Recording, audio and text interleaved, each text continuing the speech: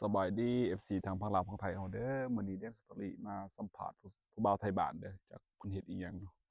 อยู่ส่วนข้างๆเฮานี่แหละเพิ่นปอกๆแปลกๆอยู่พี่น้องสิไปถามเพิ่นว่าเพิ่นเฮ็ดอีหยังน้อเพิ่นกำลังกะเกียมคนใหม่คนตอกกะเกียมคนดินคนดอนพี่น้องไปสิพาไปเบิ่งเพิ่นเลยไปเบิ่งนำกันเด้อพี่น้องเด้อผู้บ่าวไทยบ้านยังโสดเด้อหั่นมื้อนี้ก็สิมาสัมภาษณ์มาเบิ่งเพิ่นเนาะ โดนเลยเดนสตอรี่บ่ได้เฮ็ดคลิปเบียกรายงานเยอะมากเลยว่ามื้อนี้ก็มาสัมภาษณ์น้องสายเฮาเองอ๋อนี่ผักกระโดดนี่ผักกระโดดเขายำลาปลากกผมใหญ่พี่น้องเกี่ยวกับธรรมศาสตร์ตามภาษาท้องไร่ท้องนาบ้านเฮานี่แหละเนาะเพิ่นได้เฮ็ดสวนครัวตะกี้เฮ็ดสวนครัวเลยก็เลยว่าเพิ่นปลูกผักกระโดดนี่ก็ยังแต่กก ผักกระโดดนี่แหละเป็นหัวเป็นขาเนาะเป็นส่วนตะกี้แต่พอแต่แม่อันนี้มักพร้าวเพิ่นก็เป็นหมากเป็นกกเป็นหยังก็สิเป็นหมากเลยม่วงก็เย็นดี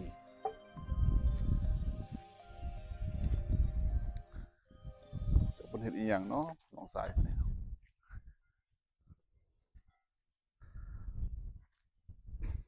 สบายดีเนาะ สบายดี เด้น้องสายเพิ่นเฮ็ดอีหยังเนาะอันนี้เนาะเหตุการณ์นี่เป็ดขอกเป็ดอ๋อกับขอกไก่ว่าสิเลี้ยงเป็ดปีนี้ขอกเป็ดขอกไก่พี่น้องเฮ็ดจักวันเลยเฮ็ดก็หลายวันเติบเพราะว่าเฮ็ดผู้เดียวเด้บ่มีคนมาเฮ็ดนำเนาะอืมมื้อนี้ไก่สิเฮ็ดให้มันแล้วเด้เพราะว่ามื้อนี้อยากเลี้ยงเป็ดอนามัยเนาะ มื้อนี้ก็สิอนามัยอายไปมาๆก็เลยบ่ได้มีโอกาสไปเบิ่งน้องก็หาออกมาเบิ่งมื้อนี้พี่น้องเพิ่นกำลังอนามัยแล้วเด้เพิ่นว่าเฮ็ดหลายมื้อเติบเลยฮ็ดมาเบิ่งหลยมื้อติบมาเบิ่งข้าวเป็ดข้าวไก่เพิ่นนี่อันนี้จะเป็นได้ส่ำนี้แหละข้าวเป็ดเพิ่นเนาะข้าวเป็ดบ่นี่เป็ดเบิ่งนี่ก็เป็นหยังมื้อนี้ก็ขอกไก่เบื้องเทิงก็เอ่สิขออกไก่เพราะว่าสิเฮ็ดทั้งขอกเป็ดแล้วก็ขอกไก่สิเลี้ยงเป็ดและเลี้ยงไก่อ๋ออยากเลี้ยง ก็เฮ็ดได้แต่สำนีเด้อเพราะว่าเฮาก็มีทุนมาสำนีเนาะเพราะว่าเฮ็ดผู้เดียวมาตลอดเนาะแม่นบางเลยวันอยากเฮ็ดเองเนาะบ่เอาผู้สาวมาช่วยบ่เฮ็ดข้าวเป็ดข้าวไก่นี่โอ้ยมันบ่มีผู้สาวเด้อ้ายสิเอามาได้จังอ๋อได๋เนาะบ่ทันเอาลูกเอาเมียบ่นี่บ่ทันได้เอาลูกเอาเมียเนาะยังโสดอยู่ยังโสดอยู่เพิ่นยังโสดอยู่เด้อภาคพี่น้องบาวกุยยังโสดอยู่แม่นบ่บาวกุย แม่นบ่คุยเด้เอออนักร้องเสียงดีอยู่บางทีก็ลาวมาร้องเพลงในไลฟ์สดแดนสตอรี่เนาะเพราะว่าทุกครั้งได้มาห้องเราก็เพลงเอเด้อฝากติดตามไว้เด้อเพิ่นก็มักเกษตรคือกันก็ส่วนอยู่ใกล้ๆกันนั่นแหละเพิ่นจะห้องได้เด้อเฮ็ดคอกเป็ดคอกไก่แล้วก็ต่อไปคอกหมูเนาะแผนการคอกหแต่มูว่าบ่ฮู้ว่าสิได้มื้อใดแต่ว่าในใจเฮาก็สิอยากเฮ็ดนั่นแหละเพราะว่าอยู่ผู้เดียวมาตลอดเด้บ่ทันได้อยากเอาลูกเอาเมีย ผู้บ่าวไทยบ้านอยู่คนเดียวก็แอบเฮ็ดคอกเป็ดคอกไก่แล้วเด้บัดนี้คักแลคิดแนวนี้ก็ดีแล้วน้องเอ้ยก็พอได้ผ่อนคลายจากเฮ็ดแนวอื่นก็มาเฮ็ดเวียกเป็นกิจการเล็กน้อยๆกลุ่มอยู่กลุ่มกินเนาะพี่น้องเนาะตามภาษาบ้านนอกของนาเฮาบ้านนอกขอกหน้าเฮาก็มีแต่สำนีแหละเป็นคนดุมันขยันเพียรเด้อพี่น้องเด้อไทยให้ไทยนาตามทุ่งไร่ทุ่งนาเอ่อบ้านเฮาเด้อไทยให้ไทยนาก็เก่งพี่น้องกดไลค์กดแชร์เด้อไทยให้ไทยนาก็เก่งร้องเพลงก็เป็นพี่น้องเอ้ยบ่แม่นธรรมดาเด้นี่ก็เคยร้องมาร้องในไลฟ์สดกับสลีเด้อแต่มื้อนี้ก็มาออกมาสัมภาษณ์ลาวเฮ็ดเพราะว่าเดือนสุตรีก็ไปเวียกไปงานหลายบอนก็เลยว่าบ่ค่อยได้เจอกันนั่นแหละสิพี่น้องเอ้ยช่วงนี้ก็บ่ได้ขึ้นไลฟ์สดร้องเพลงบ่ค่อยได้เจอกันก็สู่คุณสู่เวียกสู่งานเนาะก็เลยมาถามน้องชายเพิ่นข้อยคิดเพิ่นเอาเมียแล้วเด้เพราะว่าหายหน้าตากันหลายเดือนเติบยังบ่ทันเอาคือเก่าโอ้ยังบ่ทันเอาดอกพี่น้องจ จากน้อยก็เพิ่นว่าสิทำ2 YouTube คือกันถ้าเพิ่นเฮ็ดเป็นเป็ดเป็นไก่แล้วอะนะอันนี้ยังจะเป็น EP 1เด้อพี่น้องเด้อยังบ่ทันได้ บ่ทันได้แล้วปานใด ยังบ่ทันได้แล้วเนาะแต่ว่าถ้าแล้วอีหลีแหละก็แดนสตอรี่สิมาสัมภาษณ์มาเบิ่งมาเก็บภาพกับเพิ่นอีกเด้อว่า มันสิเป็นเป็ดเป็นไก่อีหลีบ่หรือว่าเป็นแต่ของซื่อๆ พี่น้องเอ้ย มาลุ้นนำกันต่อเด้อพี่น้องเด้อ อันนี้ก็ห่มมักม่วงเพิ่นเอ้ยห่มมักม่วง มะม่วงก็มี ห่ม ห มั ลาก ย ม่วง กกอยู่ รุ่นพ่อแม่แล้วเนาะมักม่วงนี่เนาะ แม่น ตะกี้ก็เป็นตูบเบิ่งนั่นรุ่นพ่อแม่นี่เลี้ยงหมูเลี้ยงเป็ดเกิดหลายได้อยู่นี่พี่น้องสมัยนั้นแดนสตอรี่ก็ยังบ่ทันได้มาอยู่สวนคือกันยังอยู่บ้านแล้วก็ไปทำงานหลายๆบ่อน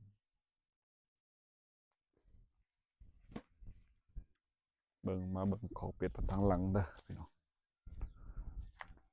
คักแลมีเมียมาอยู่นี่โอ้คักพี่น้องอันนี้เด้คักแลพี่น้องเอ้ยบรรจุนี่ต่ำๆก็10ปลายโต20โตเนาะโตแม่ แม่น จะเฮ็ดห้องอนุบาลลูกมันนี่ได้บัดนี้ แม่นเสียของอนุบาลลูกมือใหม่เนาะ เฮ็ดทางหลังนั่นเลยก็ได้ เฮ็ดเอง ขยันมันเพี้ยนได้พี่น้องเอ้ยทางบ่าวไทยไต่นี่ขยันมันเพี้ยนอันนี้ก็กกมักซิดาอันนี้เฮ็ดอีหยังอันนี้ตะลุลอยนี่อันนี้เฮ็ดอีหยัง แยงตัวสิออมอันนี้ข้างๆมันนี่ อ๋อ ซื้อมามื้อวานแต่ว่าสิเฮ็ดมื้อนี้เลย แต่ว่าบ่ฮู้ว่าสิทันเฮ็ดหรือบ่สิลองเบิ่งว่ามันสิพอหรือมันบ่พอก็สิไปซื้อใหม่ แม่นอันนี้เป็นแยงเพิ่นสิล้อมตีนล้อมตะนาง เป็นแยงซื้อมามื้อวานเนาะกระแพงเติบซื้อตัวนี้ ตะลุลอย ธนูลอย ตะลุลอยเพิ่นสิล้อม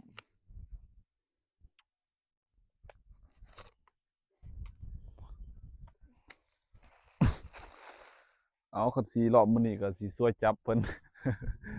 สิช่วยจับนำเพิ่น ตีนนี่น้องซ้อนใหม่เด้อทางนอกคละหมู่ทางอาจสิปล่อยมันสิโหวตหั่นนะ เพราะว่า น้อง น้องก็สิล้อมหมดทั้ง ล้อม ตีนมัน ล้อมหมดแล้วก็น้องเอาไม้รองเพรียวนะ อืม อัดตีนมันไว้เพื่อป้องกันบ่ให้หมู่มันหลุด ตัดไม้ไผ่ตัดตรงหน้า แต่ดีแท้นี่คืออ้ายแนะนำให้นี่บ่พาล้อมตัวนี้ก็ได้ยันงัวมันสิ เนาะ มันสิขาดแล้วล่ะน้องนำเข้าอันนั้นก่อนสับมันก่อนมีแต่ว่าอันนี้นี่เมียนไว้ดีๆอนามัยมันอนามัยเด้อ แม่นสิอนามัยก่อน อนามัยก่อน ในใจก็บ่อันนั้น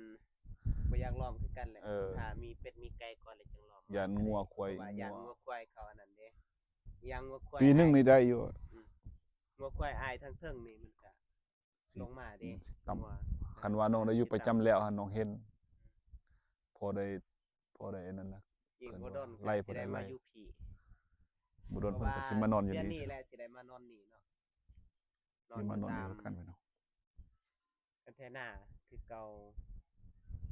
อยู่สวนติดกับทุ่งนาบ้านเฮาเนาะ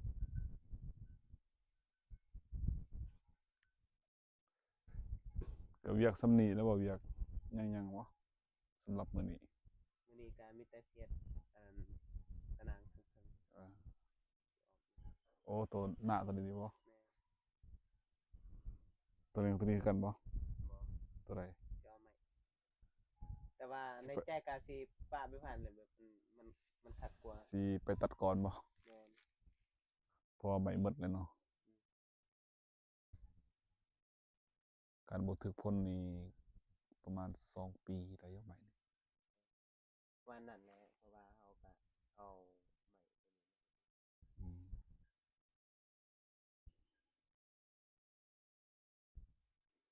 ภาค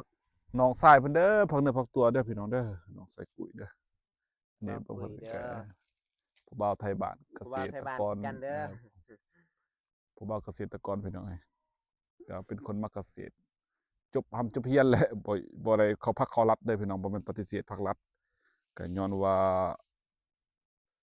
ถึงฮอดเฮาไปบ่ฮอด ไปบ่จดบ่ถึงสมัยนี้บ่ว่าแต่อยู่ประเทศใดเนาะก็เลยว่ามาหันเมื่อยไปทำงานมาหันเฮ็ดเกษตรกรเฮ็ดเล็กๆน้อยๆก็พอกลุ่มอยู่กลุ่มกินไปพี่น้องเอาสำหรับ EP หนึงก็สิขอจบคลิปส่ำนี้เด้อพี่น้องเด้อ ฝากกดไลค์กดแชร์ เออฝากกดไลค์กดแชร์ฝากติดตาม Dance Story เด้อบางทีก็สิได้ เด้อและฝากกดไลค์กดแชร์บ่คุยต่ออีกเด้อมื้อหน้าสิได้เฮ็ดช่อง YouTube แล้วก็ สิสนับสนุนน้องสายเฮ็ด TikTok สอง เด้อ YouTube สอง TikTok ก็ละมัน เฮ็ดด้วยกัน เป็นสองทางหนึ่งในการทำมาหากินไปเลยต้องลองเฮ็ดไป กินอีกอย่างก็เสียดทางสองเพลงนำเด้อได้ห้องลำซ้ำเพลง แต่ว่าคลิปนี้นี่ Dance Story อันนั้นเฮ็ดนี่แม่นบ่ได้อันนั้นเด้อพี่น้องมันบ่ได้ตัดต่อเลยเป็นคลิปเต็มเลยพี่น้องมาสัมภาษณ์น้องเพิ่นเฮ็ดเวียกเล็กๆน้อยๆเนาะเพราะว่าโดนแล้ว Dance Story ที่บ่ได้ขึ้นอันนั้นลงคลิปก็สิลงมื้อนี้พี่น้องวันที่อ่า20วันที่11เนาะแม่นบ่ วันที่11 12 เดือนหนึ่งเนาะมกราคมขอบใจหลายๆเด้อขอบใจหลาย ขอบใจหลายๆเด้อ ๆเจอกัน EP ใหม่เด้อ เจอกัน EP ถ้าเพิ่น ใหม่ เอาเป็ดเอาไก่มาเลี้ยงอยู่นี่ก็สิมาสัมภาษณ์มาพากให้พี่ให้น้องเบิ่งอีกเนาะให้มันเกิดเด้อ โอเค สู้ ก็ ๆ ขอบอกขอบใจอ้ายหลายๆที่มาสัมภาษณ์งาน เออ มื้อนี้แต่ว่าสิได้เฮ็ดเวียกน้อยแต่อ้ายก็มาหาน้องตลอดเนาะบ่ว่าสิเป็นเวียกงานใดอ้ายก็มาหาน้องทุกมื้อเลยเนาะน้องก็มาหาอ้ายคือกัน ก็ เด้อ ช่วงนี้ก็วางงานแน่พี่น้องเอ้ยก็เลยมาเยี่ยมยามเท่าเก่ามาให้กำลังใจว่าซั่นซะขอบใจหลายๆเด้อเจอกันใหม่ EP หน้าเด้อสบายดี